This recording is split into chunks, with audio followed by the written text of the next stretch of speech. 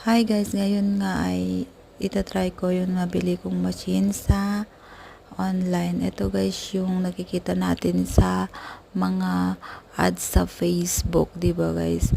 Ayan, trinay ko nga ay sobrang napakadaling maluto yung ating mixture at hindi po siya dumidikit sa machine. Ito nga guys ay gumawa ako ng pancake para almusal.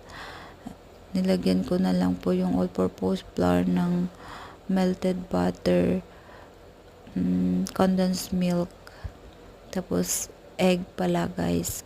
Ayan guys, pero manipis po siya, pero pwede naman po siyang doble-doblehin at lagyan ng palaman. Super sarap po guys.